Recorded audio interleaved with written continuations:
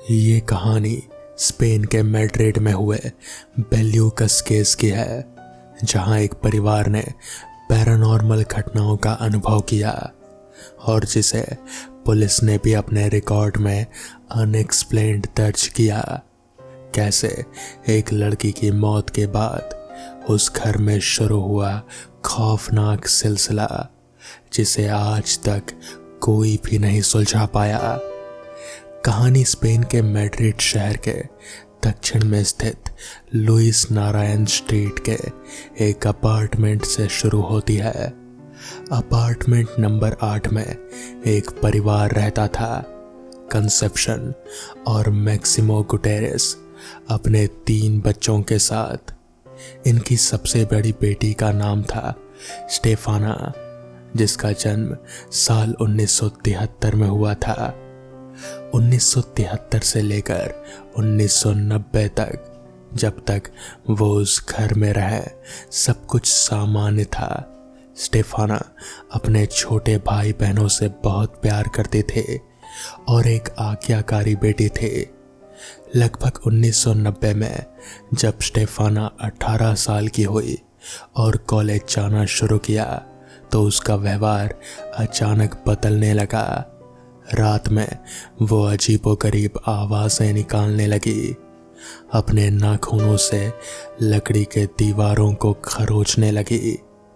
एक रात तो उसने अपने छोटे भाई मैक्सी पर हमला कर दिया। ये सब देखकर माता पिता परेशान हो गए। जब उन्होंने स्टेफाना से पूछा तो उसने बताया कि उसे नहीं पता कि वो ऐसा क्यों करती है। उसने बताया कि रात में उसे अपने कमरे में एक बहुत लंबी काली आकृतियां दिखती हैं, जिनके कई चेहरे होते हैं। जब ये आकृतियां दिखना शुरू होती हैं, तो वो ऐसा करने लगती है। परिवार ने देखा कि स्टेफाना का स्वास्थ्य भी लगातार गिरता जा रहा था। वो लगातार पतली होती जा रहे थे। ये एक डरावनी घटना थी जिसने परिवार को झंझोड़ कर रख दिया था। अगले दिन स्टेफाना कॉलेज गई तो उसके माता पिता ने उसके कमरे की तलाशी ली। उन्हें वहां कुछ किताबें मिली, तंत्र मंत्र और आत्माओं को बुलाने से संबंधित विषयों पर। माता पिता ने सोचा कि इन किताबों को हटाने से स्टेफाना ठीक हो जाएगी, लेकिन ऐसा नहीं हुआ। अगले दिन रात को भी वो चिल्लाने लगी और अजीब हरकतें करने लगी। कैथोलिक होने के नाते उन्होंने चर्च के फादर से मदद ली, लेकिन स्टेफाना की स्थिति में कोई सुधार नहीं आया। फिर वो डॉक्टरों के पास गए, जहां तमाम टेस्ट कराए गए, लेकिन सभी रिपोर्ट्स में उसे मानसिक और शारीरिक रूप से पूरी तरह से फिट बताया गया। हालांकि उसकी तबीयत लगातार बिगड़ती जा रही थी और उसका वजन कम होता जा रहा था। आखिर में स्टेफाना को हॉस्पिटल में भर्ती कराया गया। ये एक अनसुलझा रहस्य बनता जा रहा था। जुलाई 1990 में स्टेफाना को 14 जुलाई को अस्पताल में भर्ती कराया गया और 3-4 दिन बाद सुबह अचानक उसकी मौत हो गई। अस्पताल के डॉक्टर पेड्रो क्रेबेरा और जॉर्जिया का कहना था कि इलाज के दौरान उसे कोई बीमारी या समस्या नहीं थी। उसकी आंतरिक अंगों की जांच रिपोर्ट में भी कुछ भी सामने नहीं आया। पोस्टमार्टम रिपोर्ट में उसकी मौत की वजह एस्फिक्सिएशन बताया गया, यानी कि दम घुटने से। ये सबके लिए चौंकाने वाली बात थी, क्योंकि कोई बीमारी नहीं थी और अचानक उसकी रहस्यमयी मौत हो गई थी। पूरा परिवार सदमे में था। 18 साल की जवान बेटी की मौत के बाद उन्होंने कैथोलिक रीति रिवाजों के अनुसार उसे दफना दिया। स्टेफाना के माता पिता ने उसके कमरे की सभी चीज़ों को वैसा ही रहने दिया, सिवाय उन किताबों के। उसकी माँ ने कमरा साफ करके उसमें ताला लगा दिया। कुछ दिनों तक वो सामान्य रहा, लेकिन फिर चीजें और बिगड़ गई। स्टेफाना के कमरे से अजीबोगरीब चिल्लाने की आवाजें आने लगी, जो बाथरूम और बालकनी से भी आती थी। अगले दिन जब माता पिता ने कमरा देखा तो दीवारों पर खरोच के ताज़ा निशान थे। कमरे के अंदर अचानक बहुत तेज और ठंडी हवा चलने लगी, जबकि घर के बाहर का तापमान नॉर्मल था। यह स्पष्ट रूप से एक प्रेत बाधित घर का संकेत था। उन्होंने कमरे में ताला लगाया, लेकिन अगली रात फिर वही आवाज आने लगी और सुबह देखा तो दरवाजा खुला मिला। लगातार ऐसी घटनाओं के बाद माता पिता ने पड़ोसियों से बात करने का फैसला किया। पड़ोसियों ने खुद बताया कि उन्हें भी रात में उनके घर से ऐसी आवाजें सुनाई देती हैं, खासकर स्टेफाना के कमरे के पास वाले पड़ोसियों को। उस रात कुछ पड़ोसी उनके घर रुके। उन्होंने भी ये सब महसूस किया।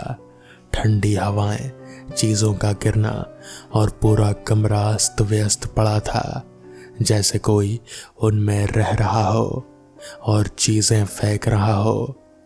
तस्वीरें गिर जाती थे, चीजें अपनी जगह से हट जाती थी।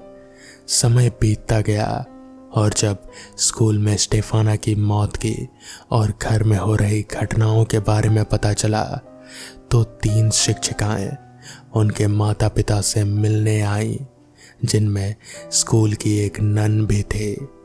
उन्होंने स्टेफाना के माता पिता को कुछ ऐसा बताया जिससे वो सदमे में आ गए और उन्होंने समझ में आ गया कि उनके घर में ऐसा क्यों हो रहा है। टीचर ने बताया कि स्टेफाना अपने करीबी दोस्त के साथ, जिसके बॉयफ्रेंड की बाइक दुर्घटना में मौत हो गई थी, और 2 अन्य लड़कियों के साथ स्कूल के पीछे एक घेरा बनाकर बैठे थे। उनके बीच एक लकड़ी का बॉक्स रखा था जिस पर एक ग्लास रखा था। वो ओइजा बोर्ड का अभ्यास कर रहे थे, जिससे आत्माओं को बुलाया जाता है। जब टीचर ने उन्हें डांटा और बोर्ड फेंका तो उस ग्लास में से एक सफ़ेद रंग का साया निकला और स्टेफाना के नाक और मुंह से उसके शरीर में प्रवेश कर गया। ये घटना स्टेफाना की मौत से लगभग 7-8 महीने पहले की थी। ये सुनकर माता पिता को समझ आ गया कि स्टेफाना का व्यवहार तभी से बदलना शुरू हो गया था। ये एक अजीबोगरीब घटना थी जिसने परिवार को सोचने पर भी मजबूर कर दिया था। करीब 2 साल बाद 1 नवंबर साल 1992 को स्टेफाना के माता पिता एक बार फिर उसके कमरे में गए। इस बार जो हुआ वो चौंकाने वाला था। जैसे ही वो कमरे में गए, जीसस की फोटो अचानक दीवार से उल्टी होकर गिर गई। जब स्टेफाना की माँ ने उसकी फोटो उठाई और जैसे ही उन्होंने उसे ऊपर रखा, वो फिर से नीचे गिर गई। जब पिता ने उसे उठाया तो उनके हाथ से वो अचानक छूट गई। चौंकाने वाली बात यह थी कि उस फोटो में सिर्फ स्टेफाना के चेहरे पर आग लगनी शुरू हो गई थी, जबकि फ्रेम और आसपास का कुछ नहीं जला था। ये देखकर परिवार बहुत डर गया। उन्होंने सोचा कि इस कमरे को बंद करना पड़ेगा।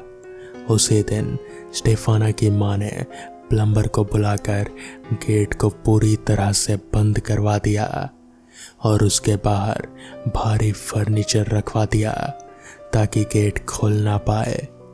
लेकिन उस रात आवाज़ें और शोर पिछली रातों की तुलना में कई गुना ज़्यादा तेज था। अगले दिन सुबह प्लम्बर द्वारा बंद किया हुआ गेट खुला मिला और सारा सामान इधर उधर बिखरा पड़ा था। अब माता पिता ने अपने दोनों बच्चों को लेकर उस घर से चले जाने का फैसला किया।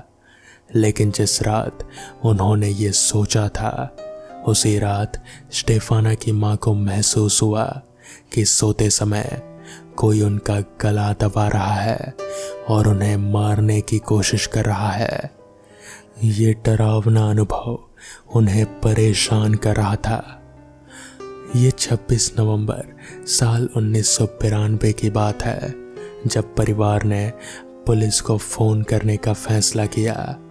उन्होंने बताया कि गली नंबर 8 में उनके अपार्टमेंट में कुछ पैरानॉर्मल एक्टिविटीज़ हो रही हैं, कुछ अजीब सी चीज़ें। इंस्पेक्टर जोस नेग्री अपने 4 ऑफिसर्स की टीम के साथ अपार्टमेंट के बाहर पहुंचे। उन्होंने देखा कि पूरा परिवार बाहर खड़ा था। उन्हें घर के अंदर जाने की हिम्मत नहीं हो रही थी। इंस्पेक्टर ने 2 कांस्टेबल को परिवार के साथ बाहर रहने को कहा और खुद मिस्टर गुटेरेस, स्टेफाना के पिता और 2 अन्य कांस्टेबल्स के साथ घर के अंदर गए। अंदर जाते ही उन्होंने देखा कि मास्टर बेडरूम, जहां स्टेफाना का कमरा था, उसमें चीज़ें अचानक गिरने लगी। अजीबोगरीब आवाज़ें आने लगी जो स्टेफाना के कमरे की बालकनी और बाथरूम से आ रहे थे। जब कांस्टेबलों ने जाकर देखा तो वहां कुछ भी नहीं था। पुलिस वालों ने अचानक पूरे कमरे में बहुत तेज ठंडी हवा महसूस की, जबकि बाहर ऐसी कोई हवा नहीं थी। स्टेफाना के पिता ने बताया कि ये सब चीज़ें रात में ही होती हैं। उन्होंने एक और नई बात बताई कि उनके बेटे मैक्सी के कमरे में 2 बेड हैं। वो उसे एक बेड पर सुलाते हैं, लेकिन वो अगले दिन सुबह दूसरे बेड पर मिलता है और ये सब खुद से नहीं होता। उन्होंने दावा किया कि उन्होंने अपनी आँखों से देखा है कि वो हवा में उछलकर दूसरे बेड पर आ जाता है। पुलिस वालों को इस बात पर यकीन नहीं हुआ, तो इंस्पेक्टर जोस नेग्री ने उसी रात परिवार के साथ रुकने का फैसला किया ताकि वो खुद इन घटनाओं को देख सकें। पुलिस के सामने रात में उस लड़के के कमरे में वही सब हुआ। बच्चा अपने बेड पर सो रहा था और अचानक वो उछलकर दूसरे बेड पर गिर गया। उसके कमरे में लगी जीसस की फोटो भी उल्टी होकर गिर गई। स्टेफाना के कमरे से आवाज़ें आने लगी थी। चीज़ें अपने आप इधर उधर फेंकी जा रहे थे। ये सब देखकर पुलिस भी हैरान थे। ये सब देखकर 27 नवंबर साल 1992 को पुलिस ने अपनी एक रिपोर्ट बनाई। उस रिपोर्ट में पुलिस ने साफ तौर पर लिखा था कि उन्होंने ये सभी घटनाएं अपनी आंखों से देखी है। चीज़ें इधर उधर गिर रहे थे, फोटो अपने आप नीचे गिर रहे थे और बच्चा एक बेड से दूसरे बेड पर गिर गया था। इंस्पेक्टर जोस नेग्री ने अपनी पूरी रिपोर्ट आधिकारिक तौर पर पुलिस रिकॉर्ड में जमा की। ये रिपोर्ट मीडिया में आने के बाद स्पेन में ये घटना कई दिनों तक चर्चा में रही। कई लोगों ने इसकी जांच की, कई डॉक्यूमेंट्रीज बनाई गई। मैड्रिड पुलिस ने अपने आधिकारिक रिकॉर्ड में साफ तौर पर बताया कि उन्हें इस तरह की चीज़ों का कोई सबूत नहीं मिला है और ये केस अनएक्सप्लेन्ड यानी कि अस्पष्ट है। उन्होंने ये भी कहा कि कोई मानव शक्ति इन घटनाओं के पीछे नहीं है। जितने भी इन्वेस्टिगेटर आए उनमें से कोई भी इसका समाधान या इसका कारण नहीं निकाल पाया। इस पर बनी फिल्म को लोग पूरा नहीं देख पाते हैं और कई लोगों की तबीयत खराब हो जाती है। ये केस इतना महत्वपूर्ण इसलिए है क्योंकि इसमें गवाह केवल घर वाले या पड़ोसी नहीं बल्कि बहुत सारे इन्वेस्टिगेटर, डॉक्यूमेंट्री बनाने वाले लोग और खुद स्पेन की पुलिस टीम मौजूद थे, जिसमें इंस्पेक्टर नेग्री जैसे वरिष्ठ अधिकारी भी शामिल थे। उन सभी ने अपनी आंखों से ये सब देखा था।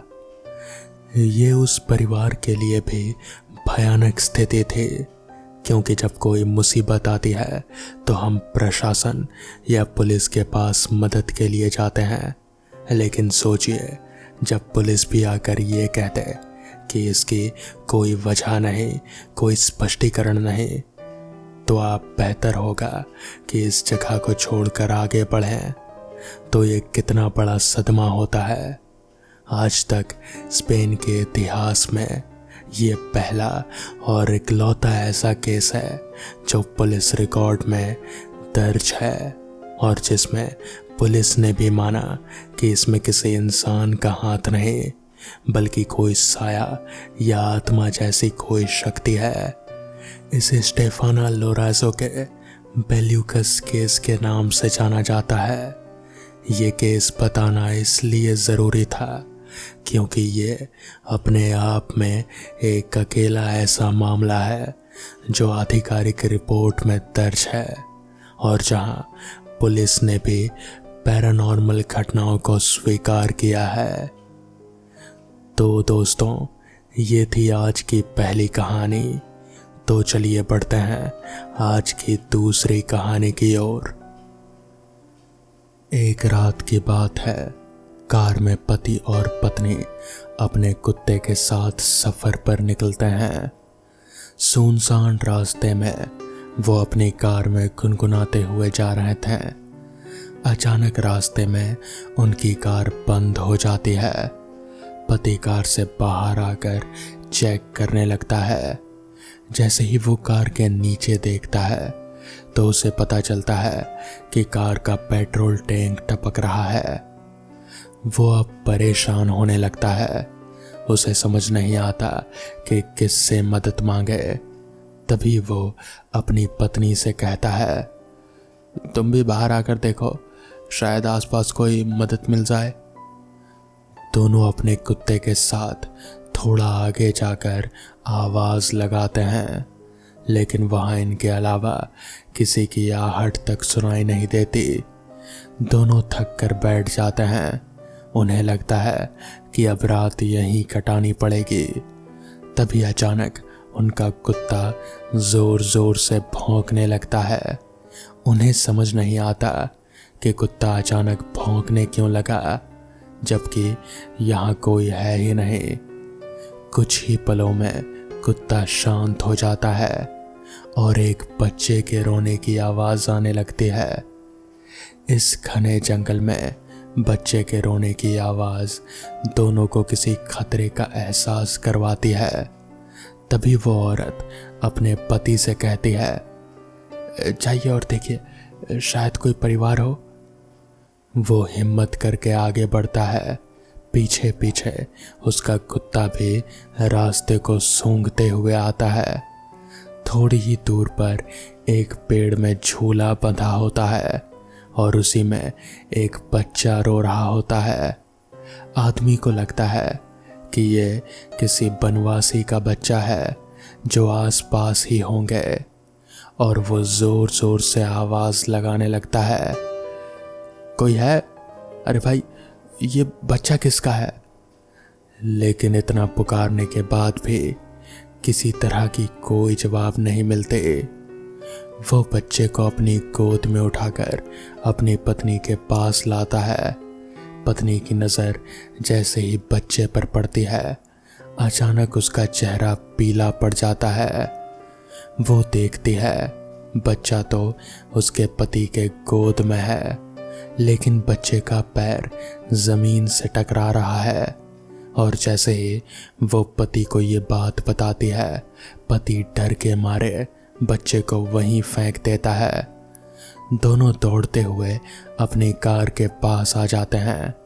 उनका कुत्ता भौंकते हुए उनके पीछे पीछे आ जाता है। पति पत्नी डर के कारण कार के अंदर घुसकर बैठ जाते हैं। अचानक कार के अंदर से बच्चे के रोने की आवाज़ आने लगती है। वो पीछे पलट कर देखते हैं तो वही बच्चा रो रहा होता है। दोनों जल्दी से अपने कार के दरवाजे को खोलने की कोशिश करते हैं, लेकिन दरवाजे लॉक हो चुके थे। उनका कुत्ता कार के चारों तरफ से घूम घूम कर भौंक रहा होता है। दहशत की वजह से महिला बेहोश हो जाती है और उसका पति जोर जोर से कार के दरवाजे पर लात मारता है। तब जाकर दरवाज़ा खुल जाता है और वो कार के बाहर भागता है। अपनी पत्नी को जोर से आवाज़ लगाता है और उसे भी उठाने की कोशिश करता है। महिला धीरे धीरे अपनी आँख खोलती है और दहशत की वजह से कार से उतरकर अपने पति को दौड़कर पकड़ लेती है। तभी पति की नज़र कार की पिछली सीट पर पड़ती है। बच्चा गायब हो चुका होता है। अब तक की ये घटना उन्हें ये एहसास करा चुकी थी कि ये बुरी शक्तियों का काम है। दोनों लिपटकर रोड के बीचों बीच खड़े हो जाते हैं और मदद का इंतज़ार करने लगते हैं। तभी सामने से एक गाड़ी दिखाई देती है और दोनों के चेहरों पर खुशी की लहर दौड़ जाती है।